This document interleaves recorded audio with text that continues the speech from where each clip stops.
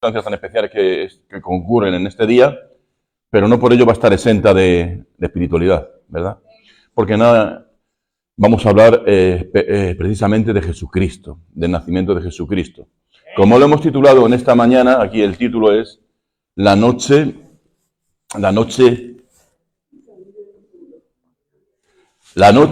que cambió el mundo. Pueden ir abriendo sus Biblias en el Evangelio de Lucas, capítulo 2.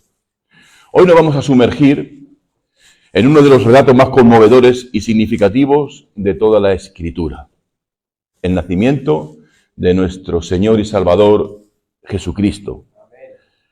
Así que les ruego, por favor, me acompañen al Evangelio de San Lucas, capítulo 2, versículos del 1 al 20, pero vamos a comenzar solamente a leer por del primero al 3, creo que es. Muy bien.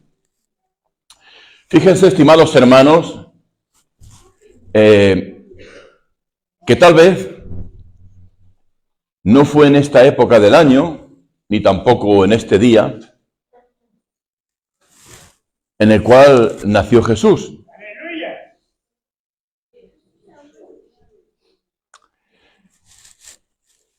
Ha habido cambios radicales e importantes en cuanto a las fechas, en cuanto a los tiempos y en cuanto, inclusive en el lugar. El lugar no varía mucho en Belén, pero sí en la circunstancia voy a pormenorizar un poquillo en el asunto, sin grandes extensiones, pero lo vamos a pormenorizar. Decía que tal vez no fue esta época del año, ni tampoco en este día, porque todo data, parece ser que induce a que fue en primavera, cuando nació Jesús. Entonces, ¿por qué lo celebramos ahora? ¿Por qué es el 25? ¿Por qué lo ponen el día 25 de diciembre? ¿Verdad? Bueno, porque en un momento dado de la historia, un emperador llamado Constantino, allá por el año 300, tuvo la idea de asimilar el cristianismo al Imperio Romano, ¿verdad? Y desde entonces, una escisión del cristianismo fue la que la asimiló Constantino y la hizo oficial dentro del imperio. Y digo por qué una escisión, porque la inmensa mayoría lo asimiló debido a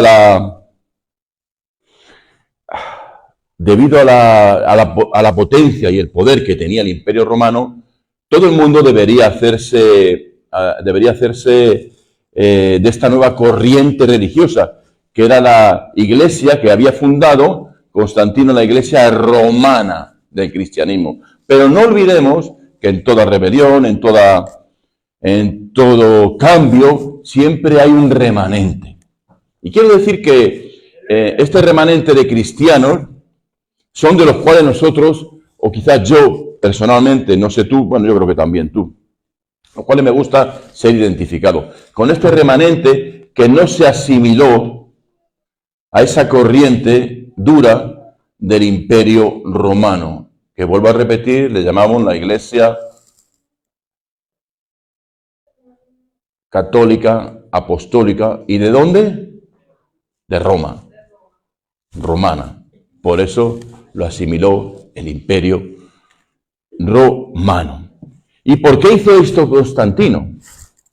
¿Por qué puso esta fecha en el calendario que se celebraba el nacimiento de Jesús?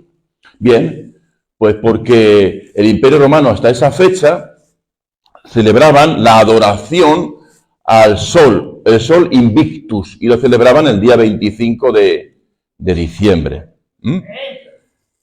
Y para facilitar el proselitismo a su nueva religión, a la nueva religión del cristianismo romano, vuelvo a repetir, usted se identifica mejor con ese remanente, aunque hubo una época en la historia en la cual pues muchos de nosotros sí es que estuvimos bajo esa influencia, ¿verdad? Pero otros no lo han estado. Pero bueno, decidió que para favorecer el proselitismo a esta nueva religión y fuera más fácil a a los romanos que adoraban al Sol Invictus, pues celebrar eso el día 25, así iba suplantando una fiesta por la otra, una fiesta pagana, Sol Invictus, por la fiesta del nacimiento de Jesús. Nunca, nunca antes se había celebrado el nacimiento de Jesús. Nunca. En esos 300 años anteriores, los cristianos no lo celebraban, no lo consideraban trascendente, ¿verdad? Sino que verdaderamente la trascendencia para nosotros los cristianos es que Jesús murió, ¿por qué? Por nuestros pecados, por nosotros, ¿verdad? Dio su vida por nosotros y resucitó al tercer día. Eso es lo verdaderamente trascendental. Obviamente, humanamente tuvo que ser así, tuvo que nacer en su humanidad, ¿verdad?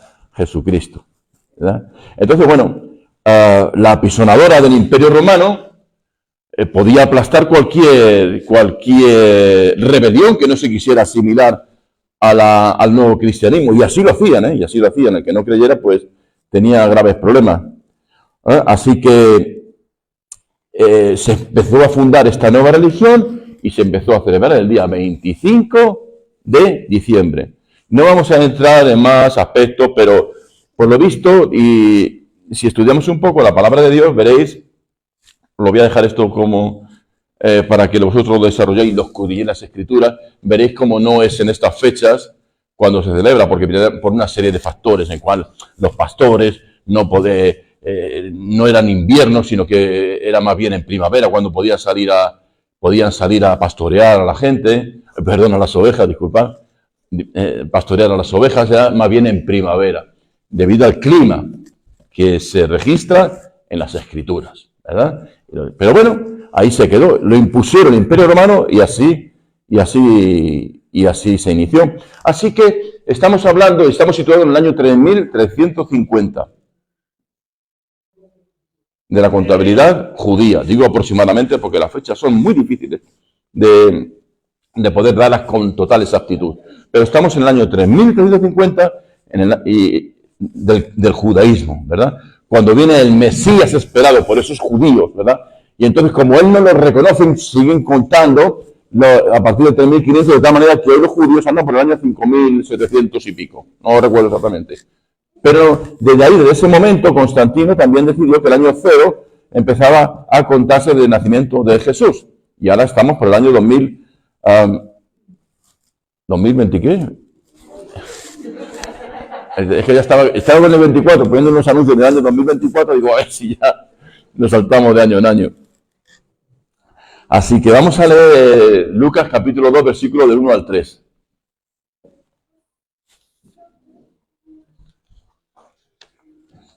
Dice así la palabra de Dios. Aconteció que en aquellos días que se promulgó un edicto de parte de Augusto César, que todo el mundo fuese empadronado. Este primer censo se hizo siendo Cirenio gobernador de Siria. E iban todos para ser empadronados, cada uno a su ciudad. En el inicio de este relato nos sumergimos en un momento crucial de la historia. La bota militar del Imperio Romano, ¿verdad?, por medio de César Augusto, ahora este emperador es César Augusto, ¿verdad?, ordena un censo que se lleve a cabo en todo el imperio, ¿verdad? Y claro, Judea en este caso, en este tiempo, formaba parte del Imperio Romano. Luego tuvo que hacerse también este censo, ¿verdad? En el cual uno de los afectados principales era nada más y nada menos que José, un par de jovencitos recién casados en Nazaret, llamado José y María. Y tuvieron que se afectaron en este censo, y tuvieron que partir hacia la ciudad de donde eran origen, que era Belén, aunque vivían en Nazaret. Jesús nació en Nazaret, pero ellos, los padres, nacieron en Belén, y eran de Belén. Decía que el Imperio Romano, por medio de César Augusto, ordenó ese censo, pero poco soñó el emperador César, ni imaginaba siquiera el emperador César, que ese censo estaba dirigido nada más y nada menos que desde el cielo. No era algo que se le hubiera ocurrido a él por su propia idea, sino que Dios estaba comenzando a mover los hilos de la historia y de la vida. Y de tu vida. Porque esto afecta también a cada uno de nosotros.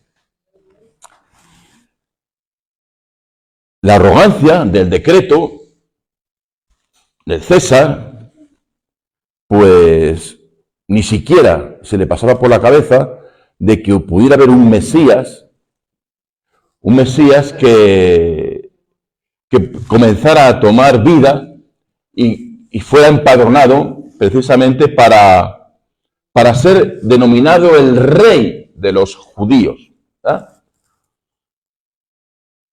Así que por medio del edicto, José y María salen de Nazaret y van camino de Belén, para que se cumpliesen las Escrituras. Fijaros que ya empezamos a ver cumplimiento de las Escrituras. Dicen uno de las profecías en Miqueas 5:2, dice: pero tú, Belén Efratá, pequeña, para estar entre las familias de Judá, de ti saldrá el que será Señor en Israel. Y sus salidas son desde el principio, desde los días hasta la eternidad. Así que María y José vivían en Nazaret. Ella, una humilde jovencilla, él, un trabajador, un carpintero, como bien sabemos, ¿verdad? Vivían allí y tuvieron que tomar esa determinación, ella embarazada a tal punto de que, bueno, estaba a punto ya de cumplir los días de dar a luz, ¿verdad? Y se emprendieron nada más y nada menos que en un viaje desde Nazaret a Belén de aproximadamente 120 kilómetros. Ella embarazada, a punto de dar a luz. Cuando llega, bien sabemos el relato, lo vamos a leer si no, da a luz. O sea, algo quizás un poco duro para ellos. ¿Cómo vamos a hacer este pedazo de viaje ahora? La muchacha embarazada, ¿me puedo dar a luz por el camino? ¿Y qué hacemos? Y tal, no vamos a llegar. En fin, debería haber se suscitaría en su mente una serie de interrogantes, preguntas, incluso dificultades, ¿no? Para poder evitar este viaje. Pero obedecieron, hicieron lo que tenían que hacer. Un viaje que aproximadamente tardaría entre 4, 5 o 6 días. Irían quizás en burro, no lo especifica muy bien, al menos en este evangelio, o quizás andando. Yo imagino que habría algún tipo de locomoción o alguna ayuda en burro, quizás, ¿verdad? Pero era un viaje duro para una mujer, ¿verdad? Vosotros que sois mujeres, los que habéis tenido ya niños, ¿verdad? Sabréis la dureza, me imagino. Yo sabréis como si yo estuviera, no sé yo esa circunstancia, pero vosotras sí que sabréis la dureza que puede suponer esas circunstancias. Con 9 meses ya, emprender un viaje de esas características, ¿verdad? 120 kilómetros subidos en un animal para allá, ¿verdad? En un burrito. Así que todas las mujeres que han sido madres deben saber este esfuerzo que supondría también a María. Pero aquí que, fijaros que ya estamos viendo el comienzo de un propósito de Dios. Utiliza unos acontecimientos seculares, mundanos, como suele un empadronamiento de un César dictado y tal, para que sea Dios glorificado. Utiliza lo secular. Si vosotros que sois espirituales, podéis ir captando lo que ocurre también en vuestra vida. Fijaros los movimientos que están ocurriendo en César, en César, digo bien, ¿verdad? En el emperador César, en el edicto de César. El movimiento que está haciendo César, que no sabe muy bien por qué es, pero sucede. Pero es algo secular. Así que mueve a un emperador, Dios, mueve a un emperador y a todo un imperio, al imperio romano, nada más y nada menos, para que Jesús nazca donde estaba profetizado, en Belén.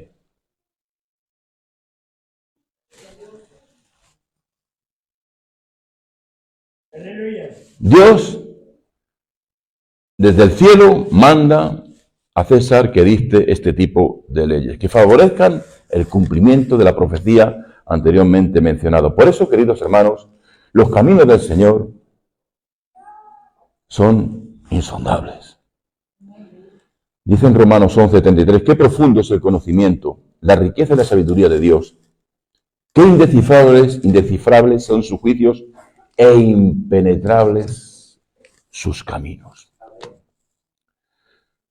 Los caminos del Señor, desde luego, aunque a nosotros humanamente nos pueden parecer duros, una chica embarazada en un burro, para acá, para allá, pero tienen un propósito. Mira tu vida, lo que puede estar ocurriendo ahora, que secularmente puedes estar viviendo quizás un sufrimiento de no trabajo, economía, quizás salud, ¿verdad? Pero al final va a terminar con un propósito de Dios para tu vida. Aunque lo veamos con ojos humanos. Con ojos humanos yo veo a María subida en un burro, madre mía, pobrecilla, ¿no? Te da pena incluso, ¿no? Te compadeces, ¿no? Con ojos humanos veo a mis hermanos que digo, pobrecita, mi hermana y mi hermano, lo que está sufriendo con la artrosis, lo que está sufriendo que no tiene trabajo, que no tiene dinero, no tiene con qué pagar la habitación. Pero hay un propósito de Dios. Dios está moviendo incluso el mundo entero. Te ha movido de un sitio a otro, de una ciudad a otra, de un país a otro. Y quizás te mueva mucho más, pero tiene su propósito. Sin duda, Dios lo hará y lo cumplirá. Así que qué bonito es, queridos hermanos, abandonar nuestra fuerza y nuestra resistencia ante las circunstancias que parecen adversas y dejarnos llevar por las corrientes del Espíritu Santo. Qué bonito es. Porque nos va a llevar por caminos que son mucho más altos que los nuestros, mucho más elevados de que lo que nosotros podemos comprender ni siquiera entender. Esas corrientes del Espíritu, como estaba ocurriendo, ¿verdad? Con José y María, iban para allá. Y ellos preguntándose, ¿no? En su mente, ¿y por qué tenemos que ir para allá? Y nosotros, y nada más y nada menos, nos han prometido unos ángeles que el Salvador del mundo lo llevo en mi vientre. Pues que venga el Salvador del mundo y haga un milagro. No. Podrían preguntarse eso, pero no. Obedecen la voz de Dios. Obedecen, en este caso, el edicto, ¿verdad? Del César. Porque nosotros entendiéndolo ahora, ¿verdad? Podemos entender que son propósitos de Dios para nuestra vida. Así que cuando estemos en lugares así desangelados, desamparados, cuando estemos pasándolo mal por esos caminos, ¿verdad? Duros, comprendamos que al final el Señor te va a llevar a lugares de delicados pastos. Y te va a llevar junto a aguas de reposo donde te va a pastorear, siempre como ocurrió también en este caso. Así que todas las cosas que nos ocurren, queridos hermanos, porque tú eres cristiano, porque tú amas a Dios, porque Cristo te ha llamado, todas las cosas te ocurren para bien.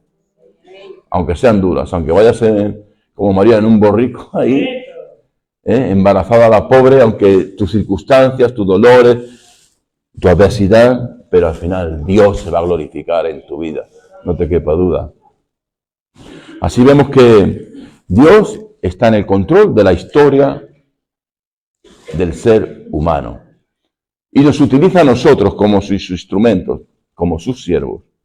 Fíjate tú que tú eres un instrumento valiosísimo para Dios.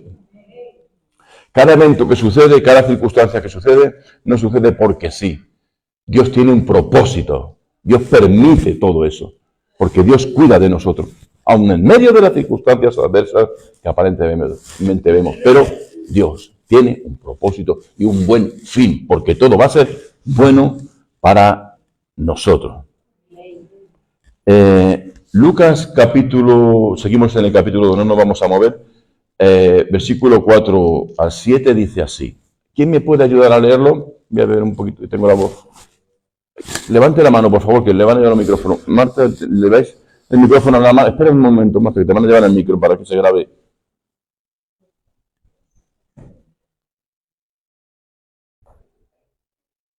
Y José subió de Galilea, la ciudad de Nazaret, a Judea, a la ciudad de David, que se llamaba Belén, partuela de la casa y familia de David, para ser empadronado por María, su mujer, desposada con él, la cual estaba encinta. Y aconteció que estando ellos allí, se cumplieron los días de su alumbramiento, y dio a luz a su hijo primogénito, y lo envolvió en pañales y lo acostó en un pesebre, porque no había lugar para ellos en el mesón. Amén, gloria a Dios. Muy bien, hasta ahí sí, hasta el 7. Así que imagínate la escena que acabamos de relatar, ¿verdad? José y María, cansados del viaje, llegan a Belén, pero no hay lugar para ellos donde reposar, no hay lugar en la posada, no hay lugar libre, no hay una cama donde pueda estar esa mujer. para poder estar tranquila y dar a luz. Así que José, todo nervioso, porque su esposa María tenía que dar a luz, tendría un peso muy grande encima, porque los hombres, disculpadme las mujeres, es algo que sabéis, pero los hombres casados tienen una responsabilidad, aunque no te lo manifiesten ni lo digan, pero dentro de su fuero interno, cada uno de nosotros tenemos una responsabilidad inmensa.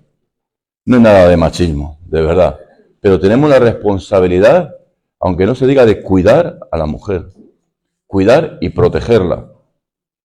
Aunque no se diga, digan lo que digan los corrientes que hay ahora, me da igual, exactamente lo mismo, pero es algo que es innato en el ser humano, en nosotros, en los hombres, ¿verdad? Protegerla. Imaginaros este hombre, José, que no tenía dónde alojar a su mujer. Era un trago duro para él, ¿eh? Para María, obviamente, que es la que llevaba los dolores, pero para él también la responsabilidad de no poder albergarla en un sitio donde estuviera cómoda era duro, ¿eh? Así que los dos estaban pasándolo verdaderamente mal. Estaban pasándolo mal. No era una cosa... El alumbramiento no era nada sencillo. Después de pegarse ese viaje que se han pegado, 120 kilómetros, ahora no tienen dónde acostarse ni dónde reposar. Menuda faena, ¿verdad? Además, como eran recién llegados, no conocían a nadie, pues no había ninguna matrona la cual le pudiera ayudar a dar a luz. Y José, que tampoco eran padres primerizos, no sabía qué ocurría con eso. Menuda, eso es un tema, ¿eh? Y la pobre María también, una chiquilla joven, primeriza, pues igual iba a dar a luz y ¿cómo iba a ser eso? No tenía nadie, una mujer que la ayudara, ninguna matrona, ¿verdad? Para poder tenderla la mano. Así que estaban los pobres, yo creo, bastante preocupados por las circunstancias y por la situación. Pero aquí estos dos jovencillos valientes, llamados por Dios, que obedecieron a la voz del Señor. María, en estas circunstancias, como estamos relatando ahora, va a dar a luz nada más y nada menos que al Salvador del mundo en un pesebre. Un pesebre ya sabéis que es donde comen los animales, ¿no? No había otro sitio, no había otro lugar. Así que este humilde comienzo es un recordatorio. Este humilde comienzo que acabamos de relatar es un recordatorio, nada más y nada menos, de la humildad de nuestro Señor Jesucristo. De cuál es su trayectoria. Y este ejemplo también nos lo ha dado para que nosotros lo sigamos, para que seamos esas personas mansas y personas humildes de corazón. ¿De acuerdo? Así que iban a hacer nada más y nada menos que del vientre de María el Rey de Reyes y el Señor de Señores. Y nos está dando ejemplo de que Dios, Jesús, no vino a ser servido, sino a servir. Vamos a continuar en el mismo capítulo 2, versículo del 8 al 14. Por favor, ¿quién me puede ayudar? Levante la mano. Viviana, un segundo, te van a llevar el... Espera, Viviana, te van el micro.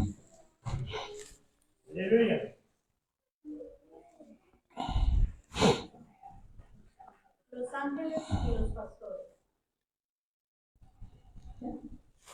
Los ángeles y los pastores. Había pastores en la misma región que velaban y guardaban las vigilias de la noche sobre su rebaño. Y he aquí, se les presentó un ángel del Señor y la gloria del Señor los rodeó de resplandor y tuvieron gran temor. Pero el ángel les dijo: no temáis, porque he aquí os doy nuevas de gran cosa, que será para todo el pueblo. Que os ha nacido hoy en la ciudad de David un Salvador, que es Cristo el Señor. Esto os servirá de señal. Hallaréis al niño acostado en un pesebre. Y repentinamente apareció con él el ángel, una multitud de las huestes celestiales, que alababan a Dios y decían: gloria a Dios en las alturas y en la tierra paz, buena voluntad para con los hombres. Amén. Amén, gloria a Dios. En los campos cercanos, que estamos ahora, seguimos en Belén, ¿verdad? Pero estamos en los campos cercanos. en un campo próximo, porque Belén es un pueblo pequeño, ¿verdad? Los que hemos ido a Belén, recordáis, es un pueblo, si ahora es pequeño, fíjate en el tiempo de Jesús, era una cosa pequeña. Lo que ocurre es que, evidentemente, el ganado estaba muy próximo a la ciudad, perdón, no era una ciudad, ni siquiera quiero que fuera pueblo, tal vez fuera una aldea pequeña, Belén. Y en los campos cercanos, pues, es donde guardaban las ovejas por la noche. Habitualmente nosotros yo no sé si de nosotros los que hemos estado aquí, me parece que no todos hemos podido, me parece que solamente Pilar y yo hemos podido estar en la cueva de los pastores. ¿Habéis estado vosotros en la cueva de los pastores, Cristina, Marta? Los que vinisteis, Janely, no te acuerdas, ¿no? En la cueva de los pastores. No, Pilar y yo sí que estuvimos en la cueva de los pastores. Es una cueva oscura que está negra, es negra. Pero está negra evidentemente porque ahí hacen lumbre por la noche. Y entonces todo el humo pues se quedaba ahí a lo largo del tiempo y de los siglos. Una cueva ennegrecida, totalmente ennegrecida por el humo, ¿verdad? Y allí en esa cueva pues resulta que guardaban los pastores las ovejas, y el pastor se ponía en la puerta para que no entrara ninguna alimaña y tampoco se fuera ninguna oveja. Y de ahí viene que yo soy la puerta. ¿Recordáis el pasaje de Juan? ¿Verdad? De cuando dice Jesús, yo soy el buen pastor. Y el ejemplo, ¿no? De que el buen pastor está en la puerta y demás, cuidando de las ovejas y el rebaño. De ahí viene. Entonces el pastor está en la puerta. Bueno, para que no entrara evidentemente ningún zorro ni ningún lobo que pudiera hacer daño a las ovejas. Y esta cueva está en un campo llamado Boz, que os resultará familiar porque Boz es alguien que está en el Antiguo Testamento, en el libro de Ruth. En los campos de Boz, ahí está ubicada esta cueva. Ahí hemos estado, y precisamente también de donde es David, el rey David, de esta zona. Bueno, pues fuera así, dada la circunstancia, dados los hechos y la geografía, que está relatada, de repente están durmiendo, ocurre algo asombroso. Un ángel del Señor se les aparece y la gloria de Dios les rodea. Menudo susto debían darse los pastores, los pastores en este caso, ¿verdad? Cuando ven un ángel del Señor que alumbra toda la cueva. Pero sin embargo les tranquiliza y le dice, no temáis. ¿Por qué? Porque os voy a dar una buena noticia, le dice el ángel a los pastores. No vengo a hacer daño, un ángel del Señor. No vengo a hacer daño, vengo a daros una buena noticia. Que hoy os ha nacido en la ciudad de David un Salvador, que es Cristo el Señor.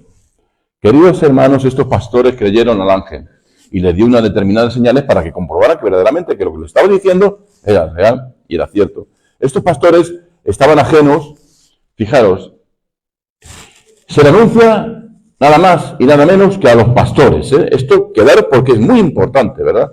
Estos pastores estaban ajenos a toda la profecía dada sobre el Mesías. ¿Por qué? Pues porque no eran personas doctas en las Escrituras. Se dedicaban exclusivamente al cuidado de las ovejas. No eran personas estudiosas que se iban después de las ovejas a la facultad, en la universidad teológica. No. Solamente se preocupaban de coger la leche, ordeñarla, hacer los quesitos para el día siguiente, demás, el suero y volver otra vez a la misma. Eran pastores, ¿verdad? De entre todas las eminencias teológicas que había en Jerusalén, que es Belén de Jerusalén está muy cerca. ¿Cuánto habrá? ¿Recordáis? Quizás 3 kilómetros, o 4, o 5, o 6, muy cerquita, los que habéis estado. Muy poquito, está muy cerca. Próximamente había eminencias teológicas, sacerdotes incluso que ministraban en el templo. Pero no se le anunció a Dios a las eminencias teológicas, no. Ni a los que iban a la facultad de teología, no. Ni a los que tenían el título de seminario bíblico, no. No. No cogió a los titulados, a los que se ponían erguidos, a dar la predicación, no. ¿A quién se lo anunció? A los pastores, a gente como yo y gente como tú, casi inculta. Inculta me quiero referir al asunto más bien de títulos teológicos o de títulos de no sé qué historias a gente altiva o arrogante, ¿no? Decir, bueno, yo soy un sacerdote, aquí me deben reverencia. No se dirige a ellos.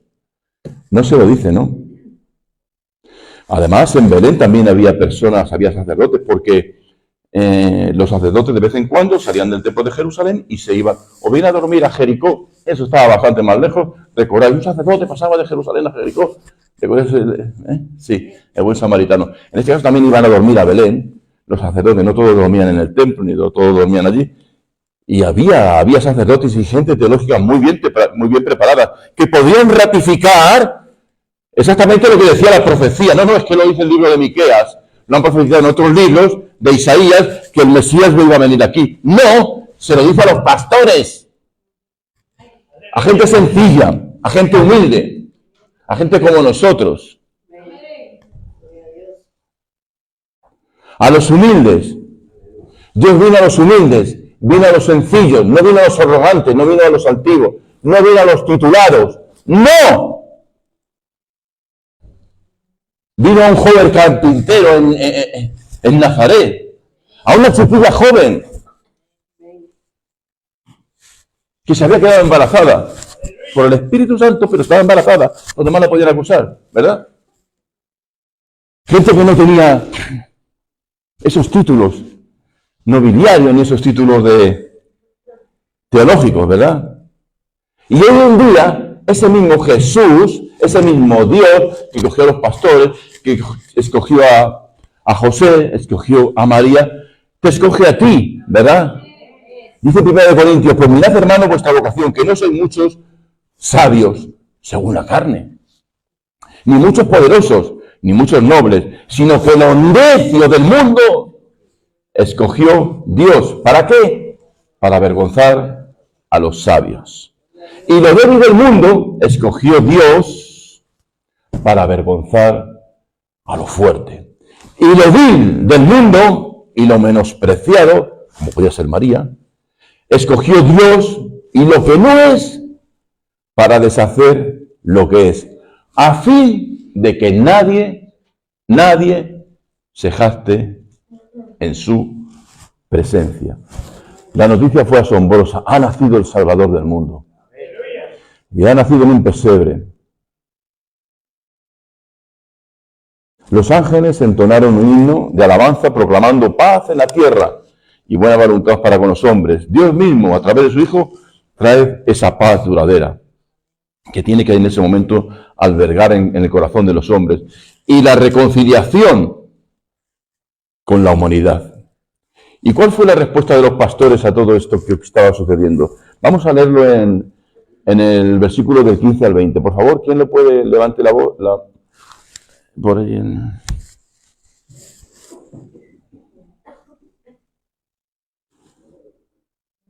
Han recibido la noticia los pastores y ocurre lo siguiente. La palabra de Dios dice: sucedió que cuando los ángeles fueron de ellos al cielo, los pastores se dijeron unos a otros: pasemos, pues, hasta Belén y veamos esto que ha sucedido y que el Señor nos ha manifestado.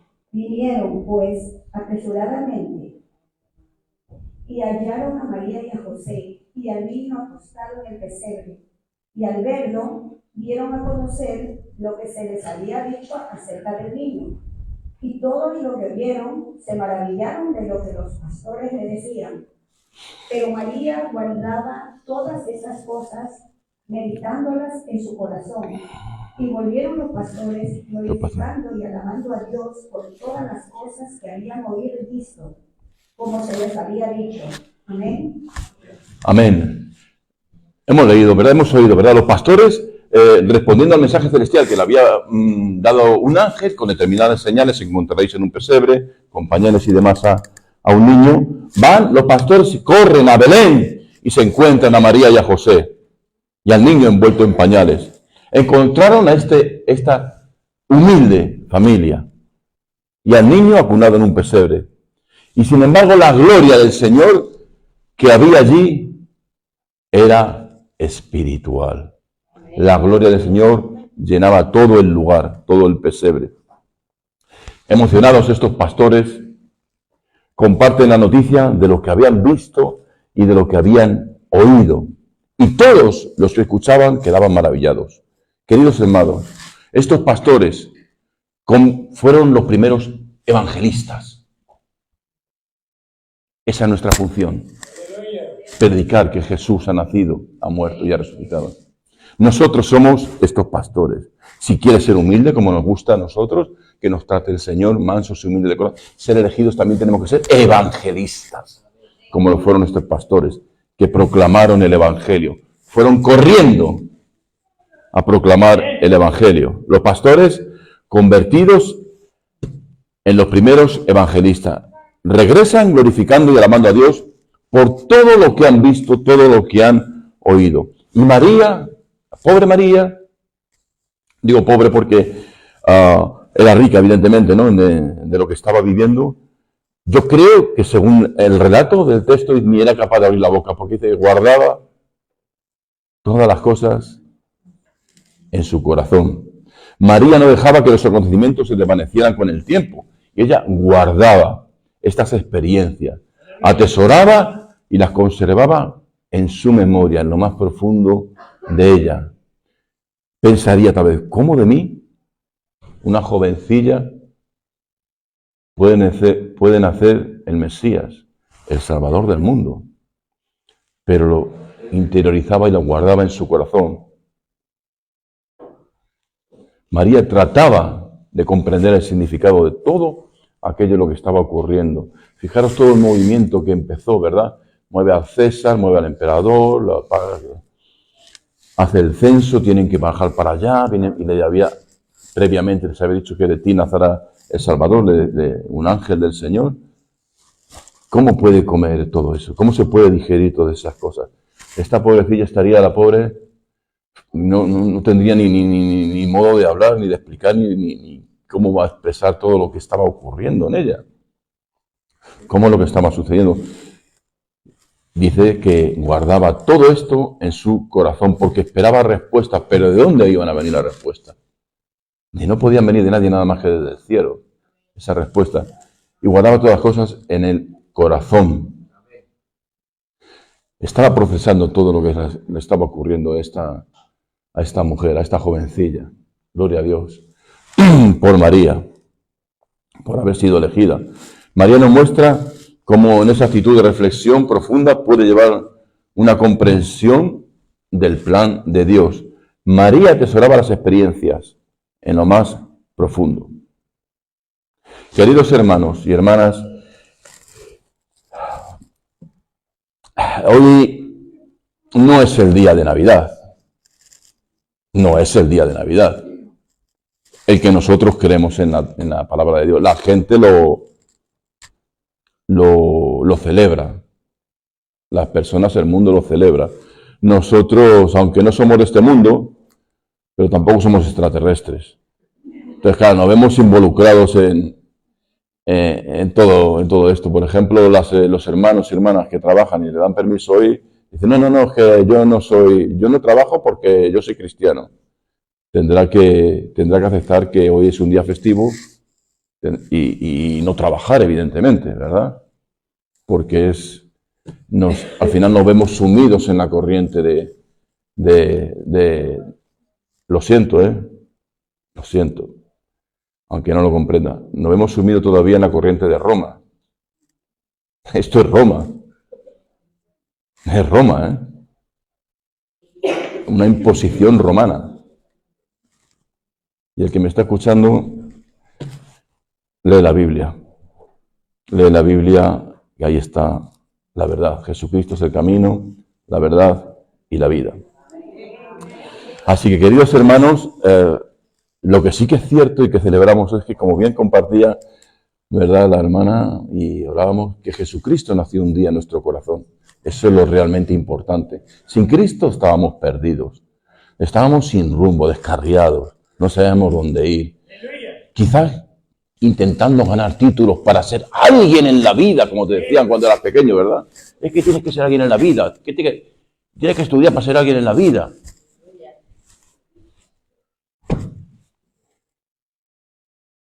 Teniendo a Jesucristo lo tenemos todo, absolutamente todo. Así que este niño nacido en Belén, hoy en día, yo te propongo que lo sigas nombrando como tu Señor, como tu Rey y como tu Salvador. Así que recordemos que cualquier noche de cualquier año, cualquier día, mejor dicho, cualquier día no, todos los días nace Jesús en nuestro corazón. Vamos a rogar a Dios que así sea, ¿verdad? Porque mirad lo que hicieron los pastores. Los pastores, en el momento que nació, vieron el nacimiento de Jesús, se fueron glorificando a Dios. Esa es nuestra función. Ser evangelistas y además glorificar a Dios con todo lo que tenemos, con todo lo que somos, con todo lo que Dios nos ha llamado. Lo más bonito de todo es que al final este niño que nació un día murió. Es precioso, ¿no? Porque si no, no hubiéramos tenido salvación, si no hubiera muerto. Murió en la cruz del Calvario por todos y cada uno de nuestros pecados. Y resucitó al tercer día. Y estamos esperando la segunda venida de Cristo, del Mesías. Eso es lo realmente trascendente. Eso es lo realmente importante, que tenemos a Jesucristo en nuestro corazón y en nuestra vida. Así que oremos para que hoy, pueden ponerse en pie, por favor, hoy siga siendo esa Navidad, no la del 25 de diciembre romana, sino la Navidad en que Cristo nació un día en nuestro corazón. Señor Jesús,